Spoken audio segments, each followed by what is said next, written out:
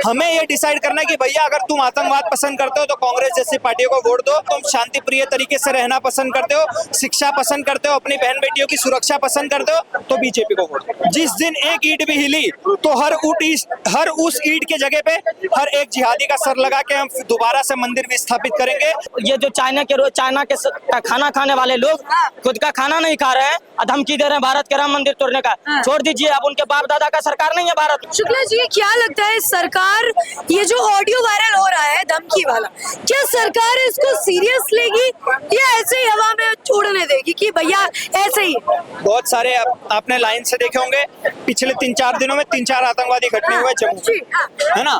तो ये सारी चीजें होनी शुरू हो गई। जिस दिन से मोदी जी ने शपथ ग्रहण किया उसी दिन से ये सिलसिला शुरू हो गया। तो भैया हमारी सेना जो है वो कश्मीर में काफी सारे जिहादियों को होरीफाई कर चुकी है, इनको 72 सूअरों के पास भेज दिया गया है। तो हमारी सेना तैनात है इन सारी चीजों से लड़ने के लिए। बस हमें सक्षम होना है, हमें ये डिसाइड करना है कि भैया अगर तुम आतंकवाद पसंद करते हो तो कांग्रेस जैसी पार्टियों को वोट दो, और अगर तुम शांति प्रिय तरीके से रहना पसंद करते हो, शिक्षा पसंद करते हो, अपनी बहन बेटियों की सुरक्षा पसंद करते हो तो बीजेपी को वोट। कांग्रेस आतंकवाद को बढ़ावा देता है कैसे? भारत तेरे टुकड़े होंगे इंशाल्लाह इंशाल्लाह। कांग्रेस पार्टी में कन्हैया कुमार, याकूब मेनन को इन्होंने कोर्ट खुलवा के बुलाया था, यासीन मलिक को प्रधानमंत्री कार्यालय में बुला के सम्मानित इन्होंने कराया था। जब देख लो अब शेख अब्दुल्ला के ये वीडियो मैसेज आ जाता है कि भैया हमें पाकिस्तान से बातचीत शुरू कर देनी चाहिए। पाकिस्तान के उप मंत्री फवाद चौधरी जैसे लोग ट्वीट करते हैं कि भैया इंडिया अलायंस को जिताओ अगर शांति बनाना चाहते हो तो कांग्रेस का और पाकिस्तान का बहुत गहरा रिश्ता है। ये दोनों पापा बेटे हैं। वहाँ यहाँ कांग्रेस गरीब हुई, वहाँ बाय डिफॉल्ट पाकिस्तान भीख मांगने लग गया आटे की। तो इससे साफ संदेश जा रहा है कि भैया कांग्रेस और पाकिस्तान में पहले बहुत अच्छे खासे संबंध थे और उसी संबंध पे चोट करने का काम हमारे बीजेपी ने किया है। और यही चीजें ना पाकिस्तान को हजम हो रही है, ना आतंकवादी जिहादियों को हजम हो रही है और ना हमारे कांग्रेस को हजम हो रही है। तो लग रहा है रामलला वहाँ पर सुरक्षित रहने वाले हैं, कोई आतंकी संगठन छू तो नहीं पाएगा। जब तक हमारे जैसे लोग जीवित है ना तब तक रामलला के एक ईंट को भी कोई नहीं छू सकता। जिस दिन किसी ने वो एक ईंट को भी हिलाने की कोशिश की ना तो सीधा सीधा, मैंने पहले भी कहा है अभी भी कह रहा हूँ, जिस दिन एक ईंट भी हिली तो हर उस ईंट के जगह पे हर एक जिहादी का सर लगा के हम दोबारा से मंदिर भी स्थापित करेंगे। हमारे रामलला के मंदिर को अब कोई छू भी नहीं सकता। और सिर्फ रामलला ही नहीं, अब हम काशी भी लेंगे, अब हम मथुरा भी लेंगे और अगर जरूरत पड़ी तो हम सारे अपने 30,000 मंदिर लेंगे। ठीक मिश्रा जी, देखिए राम मंदिर एक बार फिर टारगेट में है।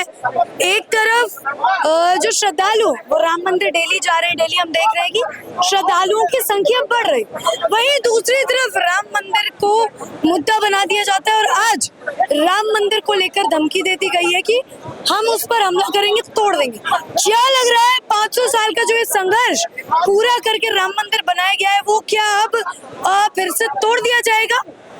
कौन बोला तोड़ दिया जाएगा? जैसे मोहम्मद जैसा आतंकी संगठन।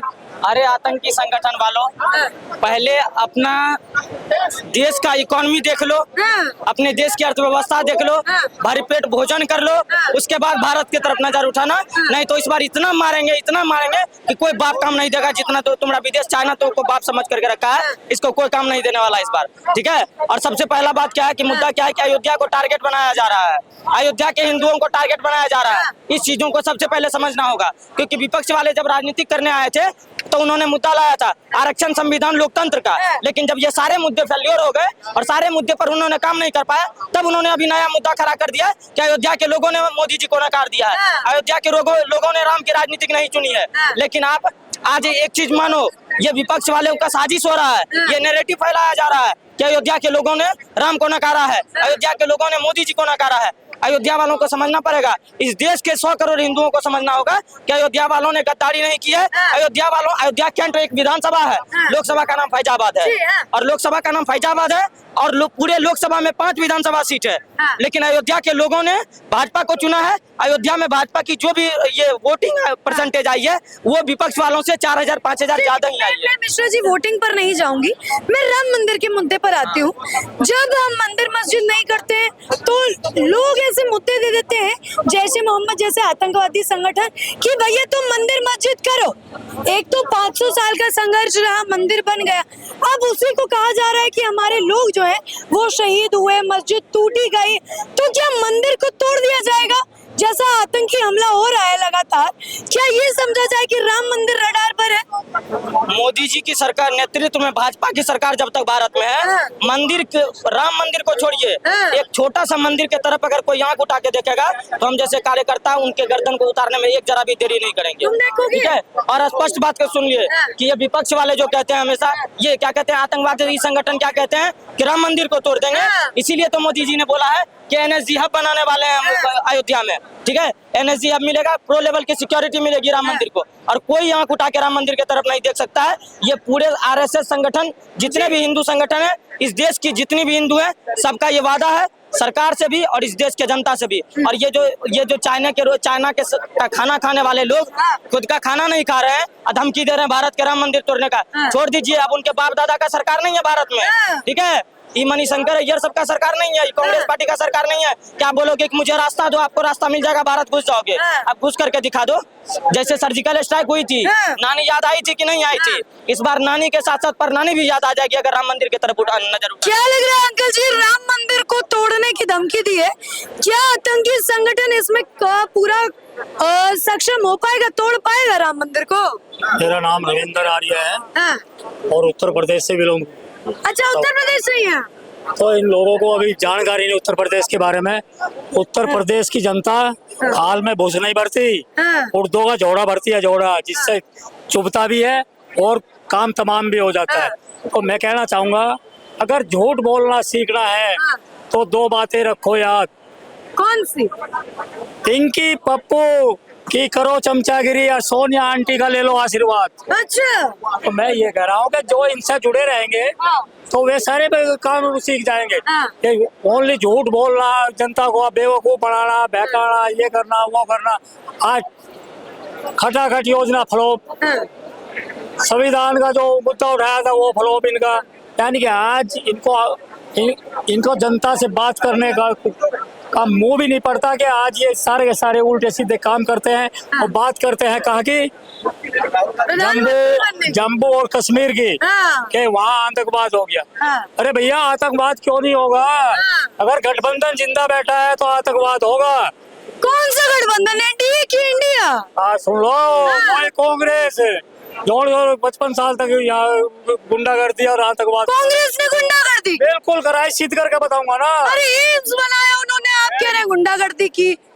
एम्स बनाया, लेकिन आप जिस राम मंदिर की दुआई देते हैं उसका ताला राजीव गांधी ने खुलवाया। बात सुनो, जिस राम मंदिर की दुआई देते हैं उस राम मंदिर का ताला राजीव गांधी ने खुलवाया।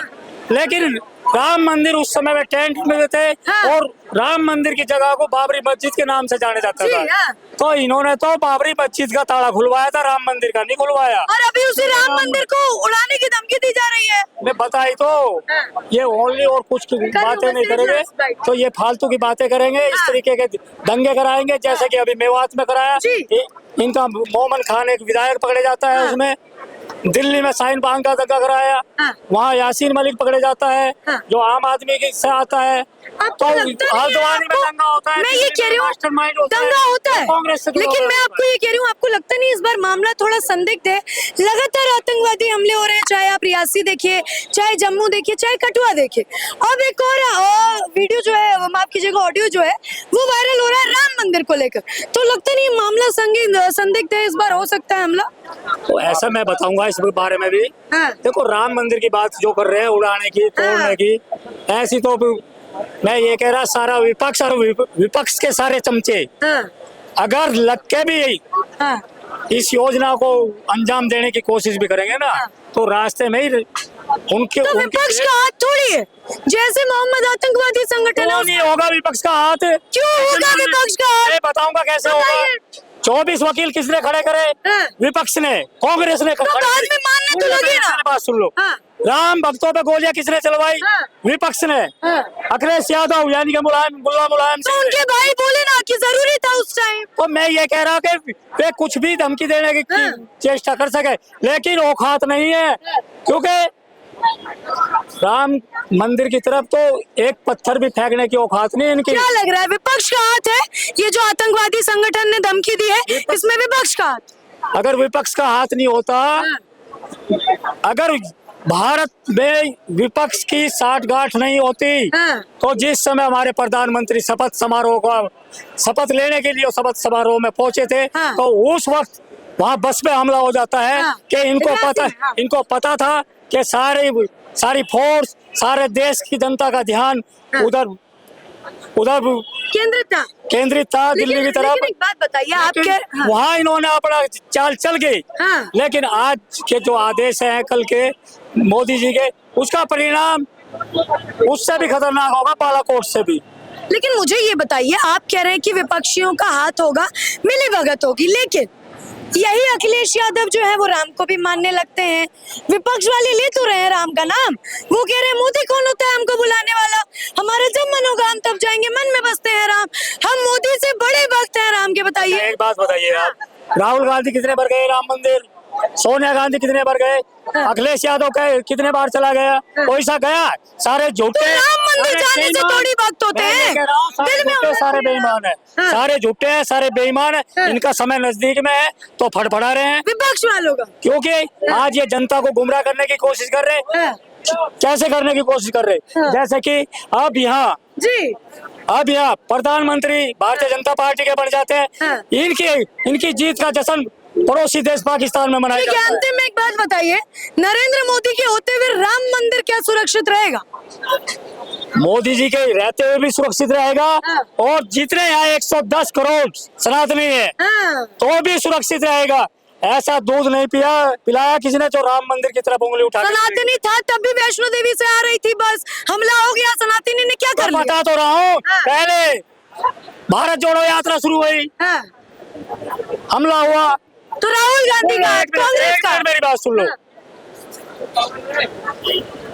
केजरीवाल जेल में थे, पूरे दिल्ली के स्कूल को खाली कर दिए गए। ठीक है, राम मंदिर को कुछ नहीं होगा ना, ये कह रहे हैं? राम मंदिर को कुछ करने की तो दूर की बात है, अगर इन्होंने सोचा भी तो इनकी धज्जियां उड़ा देंगे। धज्जियां उड़ा देंगे। ठीक है, बहुत बहुत धन्यवाद। ये देखिए, आज जनता का क्रोध देख रहे थे। जब भी राम मंदिर के ऊपर बात आती है, जनता का क्रोध पूर्ण था दिखता है। बहरहाल अभी के लिए इतना ही, मुझे इजाजत दीजिए। बहुत बहुत धन्यवाद। जय हिंद, जय भारत।